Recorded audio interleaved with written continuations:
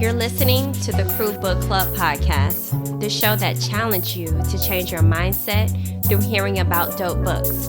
Thanks for hanging with the crew to get advice, ask questions, and gain knowledge with me, your host, Sade Hill. Yes, thank you for tuning in, guys, for another episode of the Crew Book Club podcast. As always, I'm super uber excited to hop into it with you guys every week right here on the Crew Book Club podcast. I love my name. Not my name per se, but the book club name for the pod. I'm just elated. I'm just happy. I'm excited. So what up, crew? What is good with you all? How are you really feeling today? As I always say, if you ain't feeling it, it's okay. Hopefully tuning in to the pod will get you hyped and ready to go after this episode. Mondays. If you're going to start a Monday off right, you might as well start it off with the crew. Okay. All right. So we're going to hop into chapter 7 and 8 of Atomic Habits. Chapter 7, The Secret of Self-Control. Y'all have self-control? I constantly have to teach myself self-control daily. Woo, okay. Chapter 8, How to Make a Habit Irresistible. Truly irresistible. It's a rock song. I can't think of the name right now. But the melody is in my head. You ever have a song melody in your head, but you can't sing it out in that moment? Or I know I'm one of them people, I can turn any word into a song. Like you could just break out into a song. We talk about chips. Potato chips. I'm gonna eat some chips. Are y'all? No? Okay. Anywho, let's just get into it and waste no time because we ain't got time to waste. Time is money. It is who gonna check me, boo? God is, and he is always checking us, and we welcome a good chizek because it keeps us in line with his will, right? So coming from day 10 in the Joy and Strength, 100 Days of Joy and Strength devotional journal, it talks about tuned in. That's the title. And the scripture comes from Ephesians chapter 5, verse 16. It reads, "Make good use of every opportunity you have because these are evil days." Wow. Y'all, the Bible don't age. The characters do, but the stories, the principles of the Bible do not. Are we not in evil days? Do you not see it, live in it? Woo. I know I don't even watch the news because I feel like the news definitely be fear-mongering off of everything, play on your emotions, and keep you living in fear. This is why tuning in with Christ and being in his presence is so important, and why he has to check me regularly to not get caught up on what's happening in the world that we live in. Okay? I am in this world, honey, but I am not of it. Don't ever get it twisted. All right, so the key points that hit for me was the author saying, it's important that we invest in the right things, not all things. For me, the right things come down to what deepens my relationship with God, what benefits my family, and what I'm called to do. I agree with you, Candace. Same here. Whatever benefits my family, and most importantly, what I'm called to do by God, that is where every choice that I make surrounds. Like, those are what I'm checking off before I do anything. She says here, God always seems to take care of the rest, don't he? Some people, you are called to some things and you're like, well, I don't know if I'm able to do this. Or what if I don't get the funding? Or what if nobody supports me? Oh my God, what I'm going to do? But I know this is my calling. If you know and trust that God is calling you to do that, he will take care of the rest. All right.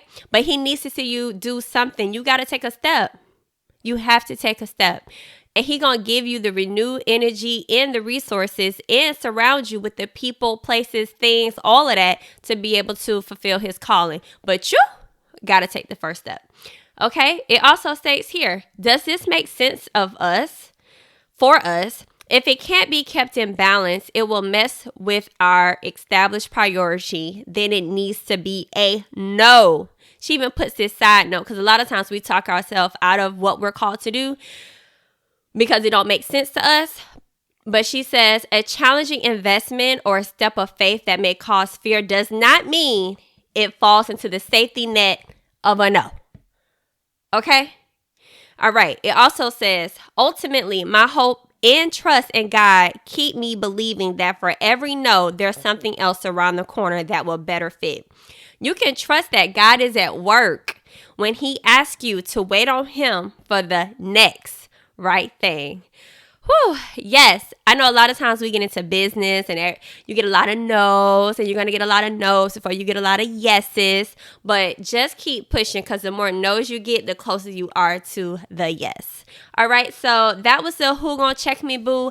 God is, he is always checking us. And that comes from the 100 Days of Joy and Strength by Candace Bure. And I will have the link in show notes to order the journal as well. Okay?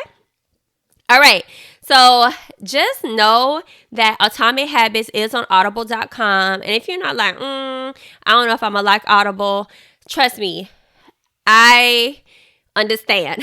I like to have the book right in my hand, but everybody don't have the time to sit and read the book and do all of that or even want to. So definitely go to the show notes or click on the audibletrial.com/crewlove and you will get 30 days of a premium experience. I mean, they have wellness programs, theatrical performances, comedy. They have so much more to offer than just books. So check it out for the free in partnership with Audible and the crew, okay? If you go to the website and click the promo code, just type in Crew Love. That's easier for you. All right, now, hey, thank you. Shout out for the love. You guys are really bomb at showing love. And it's just even more personable when you guys actually go onto the Apple Podcast platform and leave reviews. I really appreciate it. Our last review comes from King HP. It says, I can't get enough of this podcast. Keep doing your thing! ! And the subject title was dope. Yes, dope 5 stars and simple and sweet comment. It wasn't all extra.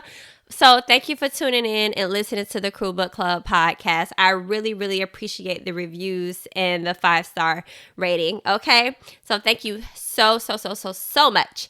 All right. Now let's get into this chapter 7. The hardest thing sometimes, y'all, be our own self, having self-control. So let's tap into it. On page 92, it tells us recent research, however, shows something different. And it talks about what we thought self-control was. But instead, it says disciplined people are better at structuring their lives in a way that does not require heroic willpower and self-control. In other words, they spend less time in tempting situations. It's easier to practice self-restraint when you don't have to use it very often. So, yes, perseverance. Rewind. It's easier to practice self-restraint when you don't have to use it very often. So yes, perseverance, grit, and willpower are essential to success, but the way to improve these qualities is not by wishing you were a more disciplined person, but by creating a more disciplined environment. Did we not talk about our last episode 27, Curate the Space, about making sure we're in the environment that's going to help build up our new selves? Yes. Like the example I said, don't drive by the place you like to shop all the time. Take a scenic route. Or, if you trying to get off alcohol, don't go to the club. Don't go to a lounge where everybody, we getting drinks and apps. Like, no. Maybe take a break from that until you can get more disciplined with yourself naturally. So remove yourself from those environments that's going to possibly cause you to trip and fall. And if you do go to that environment and you find yourself tempted, walk away. Leave. Drive separately so you're not depending on waiting on people. Remove the alcohol from your house and let people know. Set the boundary. I'm not drinking right now. So don't invite me. Well, invite me, but be willing enough to say, well, I'm not going to come because of this, that, and the other. And if somebody tells you that, support them in that. You know what I'm saying? So anywho, I really like the perspective of that. Now, it also states here on page 93, a habit is formed in the brain. I told y'all, it's a science to this thing. And when you can recognize the science to it all, you can kind of help fix it. You know what I'm saying? Like, or no, okay, I can recognize this is happening. Let me pivot. It says, once a habit has been encoded, the urge to act follows whenever environmental cues reappear. This is one reason behavior change techniques can backfire. Shaming obese people with weight loss presentations can make them feel stressed, and as a result, many people return to their favorite coping strategy, overeating. If you're not careful about cues, you can cause the very behavior you want to stop. I didn't even think about this way. It's kind of like if someone is stressing and stress is the result of them overeating, why beat them down about it? You know what I'm saying? Why constantly try to present them? Instead of you telling somebody all the time, oh, you need to walk, you need to do this, hey, I'm going to the gym. Just want to know if you wanted to come along with me. Like, finding different ways so you won't be stressing them out, and it cues those behaviors. Okay? So it also gave another example about smoking. Showing pictures of blackened lungs to smokers lead to higher levels of anxiety, which drives many people to reach for a cigarette. So don't put people into that mood. Or if you're the person who feels that energy, be like, thank you so much for your concern, but let's change the subject in the conversation. And if they get upset with you about that, then maybe that's somebody you should be talking to in the first place. All right. So that was on page 93. Now, on 94, it talks about this. A more reliable approach to cut bad habits off at the source. Eliminate a bad habit is to reduce exposure to the cue that causes it.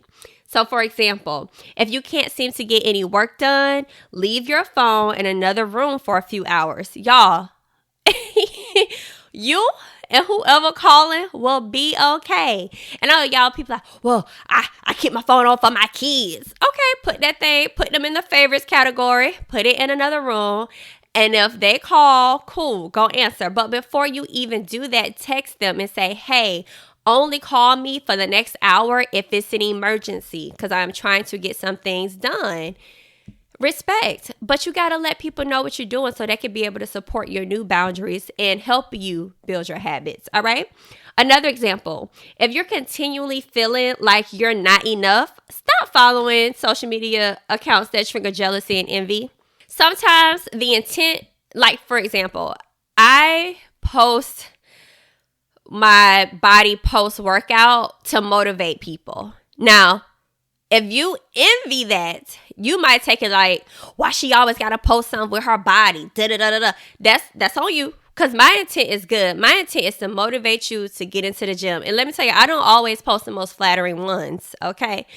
But the thing is, I can't help what you receive it as. My intent is good. Just like people yachting and being on boats. If that's really their lifestyle, you can't be mad at it. And if you're mad at it, jealous and envy, just unfollow because mentally you're not there yet to be able to handle seeing all of that. You got to do what's best for you. All right. And I know that I ain't jealous. I ain't envying. But y'all are. Remember, you got to keep it real with yourself before you can keep it real with anybody else. And the moment you start keeping it real with yourself, you're going to be able to self-reflect and grow. All right. Self-mother-freaking awareness. All right. Okay. So a last example I'll give is if you're spending too much money on electronics, quit reading reviews of the latest tech gear. Now, for me, it's clothes and shoes. So I unfollow a lot of the people that inspired my fashion. I had to unsubscribe from department stores and brands that was 20% off. The end of the year sale. Oh, you got this many points. Shop, shop, shop. Because I knew I was trying to save money. I was trying to become better at spending and not buying a whole bunch of clothes and stuff that's not geared towards my podcast or my real estate business, right? So learning that's another part of curating your environment to make so you can know those cues so you won't be triggered to those old bad habits. All right. So that was the biggest ones in chapter 7 that hit me. And that was the end of the first law. Make it obvious. Those were chapters 4 through 7. So we're going to get into the second law. Make it attractive. Yes, make it attractive. And those are chapters 8 through 10. And today we're going to get into chapter 8, how to make a habit irresistible. Oh gosh, I can't, you know what song I'm trying to sing. If you don't, I love music. But it used to be on a commercial in a movie. Truly irresistible.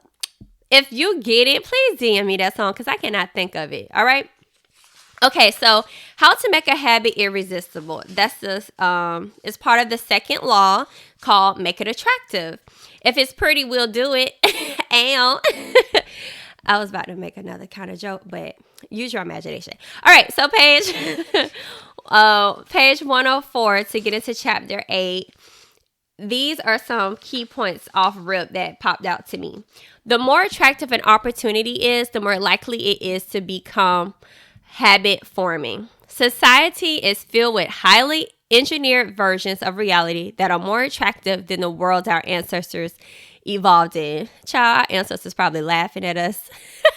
Because when we stress about it, they're probably like, man, we had to figure out food, shelter, and all those other things. And y'all sit here worrying about social media likes and extravagant vacations. You know what I'm saying? It talks about it. Social media delivers more likes and praise in a few minutes than you could ever get in an office or at home. Photoshop edits even models doesn't look like the person in the final image. These are super normal stimuli of our modern world. Okay, this stuff that we stressing over, and the thing is, like, people be doing all this stuff to their body, and the person that you trying to look like didn't even naturally get that way. Time I say, oh, I'm committed to working out. No, they was committed to their BBLs, and then they started working out. And these people got money to keep up with chefs and all of that, and eating and all of that, and that body every 10 years you got to replace the breast and yada yada yada. Like y'all, it's too much. You know, it says we have the brains of our ancestors, but temptations they never face, which is so true. If you want to increase the odds that a behavior will occur, then you need to make it attractive. It says we begin by examining the biological signature that all habits share, the dopamine spike. You guys know what dopamine means? Dopamine is a neurotransmitter made in your brain. It plays a role of the reward center and in many body functions, including memory, movement, motivation, mood, attention, and more. Okay? It says here on page 105, scientists can track the precise moment a craving occurs by measuring a neurotransmitter called the dopamine. Okay, so we're not all walking around with transmitters on, right? But you know what gets you excited and makes you happy. All right. The ability to experience pleasure remains, but without dopamine, desires died. And without desire, action stopped. This made me think, are your desires big enough and desirable enough to put the action in and to keep going? That's what I thought when I was reading that. Okay, it also says on page 106, habits are dopamine-driven feedback loop. That means it's a constant thing. It's happening over and over again. It plays a central role in many neurological processes, including motivation, learning, and memory, punishment, and voluntary movement. Whenever you predict that in a moment will be rewarding, an opportunity will be rewarding, your levels of dopamine spike in anticipation. And whenever dopamine rises, so does your motivation to act. Is it an anticipation of the reward, not the fulfillment of it, that gets us to take action? The anticipation. You ever met somebody be like, well, I did all of this and I thought I would be fulfilled and I'm not? It wasn't even about that. It was about the anticipation of the reward. Scientists refer to this as the difference between wanting and liking. And this made me think of this. How bad do you want it? Or do you just like it a lot because everybody else is doing it? I.e., podcasting is like the new thing. And I know you're probably like, well, you just got in it and you doing it, but this is hard work. I mean, a lot of people, oh, I want to be a podcaster. Oh, I want to be a real estate agent. Da-da-da-da-da. Then they get it and they're like, oh, snap, what was I thinking? And I asked, well, why did you do it? Well, it seemed lucrative and it made a lot of money. The purpose has to be bigger than that. The purpose has to go to the point where if I'm not making a lot of money, I'm going to still do it. If I'm not making no money at all, I'm going to still do it. And those are the things that I chose to do as an entrepreneur that comes easy to me. And I feel like God blessed me with this because he gives me the energy to want to do it. Okay? So just think about before you decide to do something and to pour money into it and to pour yourself into it. Are you doing it because you want to? Or are you doing it because you like it and everybody else is doing it? Your why has to be big enough, okay? It has to be beyond the money and beyond you, all right? So that was really good. And going into it, it says this as well on page 108. Desire is the engine that drives behavior. Every action is taken because of the anticipation that precedes it. It is the craving that leads to the response. This is where strategy known as temptation bundling comes into play. Yes, so good. How to use temptation bundling to make your habits more attractive. Listen to this on page 108. We may not have, go back. Let me read this story before I even make this statement. Ronan Bryant, an electrical engineer, enjoyed watching Netflix, and he concocted this machine that allowed him for him to watch TV. He had to be pedaling because he wanted to exercise. So he made a machine. As long as he was going at a certain speed, that's how he would binge Netflix. So binging for pounds. That's how I looked at it. And the thing is, like, we may not have a fancy engineering degree to construct our TV to run based on how many cycles we are rolling. But maybe you binge watch TV while working out. I know when I work out, I take a book and I read while I'm on the elliptical.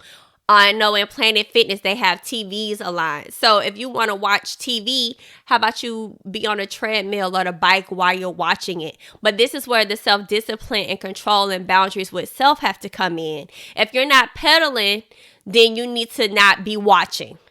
Okay? There's no excuse, y'all. I don't want to hear nobody say, well, I don't have a bike or electrical equipment or gas high. I can't make it to the gym. You don't want it bad enough.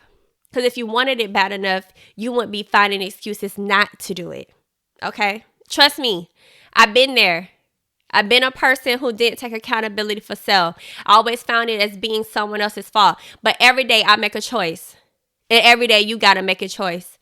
You just got to be sick and tired of being sick and tired. And when you come up with excuses, that tells me you ain't sick and tired. And you didn't find every other way to dig yourself out of something that you're in that you don't want to be in. Take accountability of your life. Take accountability of your choices. I'm done. Okay. Oh, I felt that. All right. So listen. The brilliance of this strategy is the ABC was associating the thing that is needed viewers to do. Oh, I got so excited saying that last little statement. I forgot how cool this was. This is how everything is so programmed for us. Y'all remember Thank God It's Thursday by ABC when Scandal and all of that was coming on to Sandra Land. And think about when the last time you had popcorn or red wine. I used to do that all the time when the Sandra thing came on. The Sandra Thank God It's Thursday with Grey's Anatomy, Scandal, and How to Get Away with Murder. It was like grab the popcorn, grab the wine. But y'all know that was a strategy for ABC, they associated what the viewers needed with activities they wanted to do, which was relax, drink wine, and have popcorn. So, y'all, everything is strategic, okay? And we're the consumer, and we fall for that shit. Oh, excuse my French. But we fall for it, and we got to stop falling for it. But now that you recognize it, we can kind of back out falling for those things because we're building new habits. Yay. All right, so try this exercise called habit stacking and temptation building, but I think I want to make that the challenge of the week. So let's do that. All right. So I know y'all probably like, Sade, you is coming for me in this episode. Y'all, I'm not coming for y'all. I'm coming for myself. All right. I literally record the podcast looking in the camera screen for my YouTubers to post the video. But I literally be talking to myself. What's the gospel song? Encourage me while I encourage others. Like, that's what I be feeling like I'm doing. And that's why I love coming over here doing this podcast. All right. So y'all know this episode is sponsored by BetterHelp. And I can't even tell you how much BetterHelp has helped me. Like, I don't have to use any gas to go to the therapist, and when I'm ready to switch over and choose, I can, and I don't have to do new paperwork. I just click, find a new therapist. Oh, that didn't work. Find a new therapist. I save time. I literally go in my car in the garage and close the door because my child, she nosy. But I love how BetterHelp is so easy and accessible. And y'all, you get 10% off your first month. And you probably like, well, it's so expensive. BetterHelp has, you can apply for like hardships or scholarships. That way, if you can't afford the prices they're there to help you. That's why it's called BetterHelp.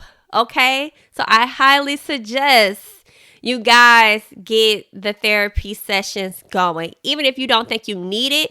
If you ain't tried it, you don't know.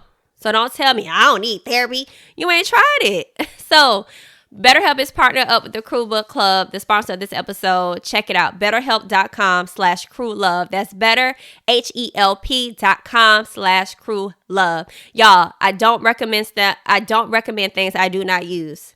Trust and believe. All right. I care about y'all. All right. The same as these challenges. Every challenge that I give you, I do it. So I know it works if you work it. It works if you work it. Put the third out, flip it and reverse it. Okay, so the challenge of the week is shake it and bundle it. Okay, and I ain't talking about weave. All right, I'm talking about habits. So listen, I need y'all to do that. It's called the habit stacking plus temptation building formula. Okay, so after a current habit, do a habit needed, or after a habit needed, do a habit I want. Okay, check this out. Comparison. After I get a morning coffee, I will say one thing I'm grateful for that happened yesterday. That's the need, right?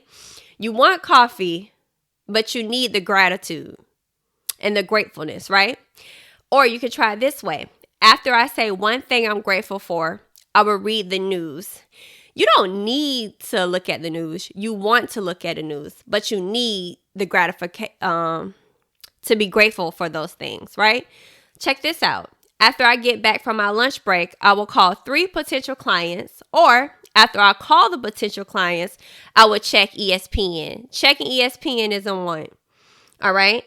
For me, I'm going to call 3 of my previous real estate customers to check in with them and say hi. After I do that, then I'm going to stroll on social media for fun or watch a 30-minute episode of a show.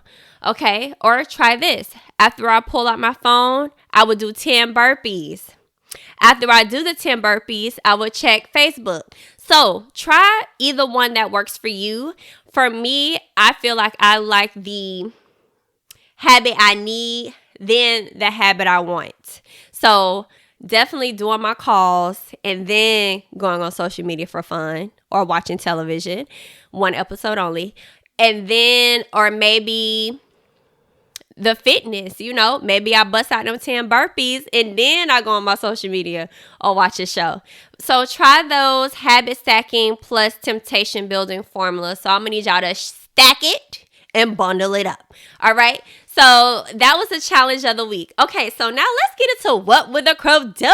Y'all, last week's scenario was so good. I hope I helped you answer it. And if you're like, oh, what was it? Go. It's literally the last episode 27, curate your space. And whoever wrote that, please let me know how that go. If Buddy moved in with you and if y'all had those financial conversations. But anyway, this week, some advice, and it came from a crew member via IG. It says, no matter how many times I try to change my habits, I always result back into my old ones. What do you think I should do? You talking to the originator of going back and forth, circling loops with my habits, good or bad or whatnot. So I really realized, which we touched on in the book in our last episode about curating the environment, that is major. And I know some people are like, well, I'm a mom, I have kids. I had someone ask about that. If you want it bad enough, you will change it. But sometimes your new way, people are not used to. So sometimes you got to put people on pause until you're ready to talk to them, because maybe they're the cue that triggers the bad behavior. And they could be friends, family, partners. And if they're not in agreement with your new changes, then tell them, I need a few until I can get right. And if they live with you, you are going to have to practice willpower and strategically doing things that benefit you. And let them know, do not take this offensive. I'm really trying to change. And I know it's hard, but you also are going to have to do things without your partner or your kids. Like sometimes I'll tell Audrey, like my daughter, listen, stay in the house. You good? If you ain't bleeding from the eyes and mouth, do not come bothering me, because I'm about to go on this patio and I'm about to bust out 45 minutes of working out. And she might, in the beginning, Audrey used to cry and be all up in my face. Now that girl come out, oh, mommy working out, mommy reading a book. I'm going to leave her alone. And it takes time and discipline to do that. But this is for you. A better you is better for everybody else. Okay, so you're going to have to be a little selfish. And some people, oh, you selfish. Like, okay, am I selfish because I'm doing things for me and not the way you want them to be done? Then if that's selfish, then I'll take it. All right. So that was What Would the Crew Do? Ask advice. You can always DM the Crew Book Club on Instagram. We're on Fanbase. We're on YouTube. You can even email the Crew Book Club at gmail.com. I am not hard to find. You can literally Google me, the Crew Book Club, and I will pop up. Okay, so let's not leave this episode without giving you the quote of the week. How? The quote of the week is, first, forget inspiration. Habit is more dependable. Habit will sustain you whether you're inspired or not. And that was by the great Octavia Butler. All right, y'all. I need y'all to go out there, still be inspiring, but your habit is more dependable. All right, y'all. Have a good one. Love y'all. See y'all next week right here on the Crew Book Club podcast. Hey! Want to be a part of the crew? Hit that follow button so you'll never miss an episode. And while you're at it, I would appreciate you showing crew love by rating the show on iTunes and Spotify. Don't keep all this goodness to yourself. Share and tell a friend so your whole crew can be growing with you. Let me be the first to tell you, welcome to the crew.